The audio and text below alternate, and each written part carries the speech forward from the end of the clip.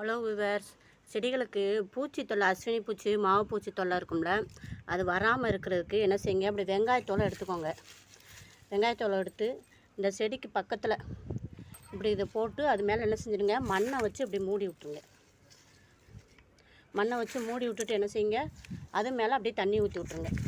அப்படிங்கும்போது இந்த வெங்காயத்தோலோட பவருக்கு அது ஒரு எரிக்கு தன்மை இருக்கிறதுக்கு என்ன செய்யாது, இந்த பூச்சியெல்லாம் செடிக்கு வராது.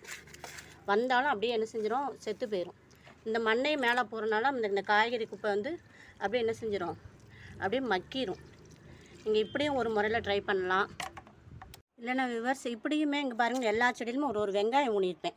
அது நல்லா முளைச்சிரும். நமக்கு என்ன செய்யலாம், ஒரு 20 நாள் 30 நாளில் வெங்காயம் ஹார்வெஸ்ட் பண்ணிக்கலாம். நம்ம வெங்காயத்தையும் வைக்கிறனால இந்த செடி என்ன செய்யும், பூச்சி தொல்லையிலேருந்து பாதுகாப்பாக இருக்கும். இங்கே பாருங்கள், எல்லா செடியிலுமே வச்சுருப்பேன். ஒரு வெங்காயம் வச்சு ஊனி விட்ருப்பேன். பாருங்கள், வீடியோ பிடிச்சிருந்தா லைக் பண்ணுங்கள், சப்ஸ்கிரைப் பண்ணுங்கள் ஜோதி ஃபார்மிங்க. இங்கே பாருங்கள், நல்லா எவ்வளோ செழிப்பாக வந்துருக்கு பாருங்கள் வெண்டைக்காய் செடி. அப்படியே நல்லா சிறப்பாக வரும். இன்னும் காய்கள்லாம் விட ஆரம்பிச்சிடும். தேங்க்யூ.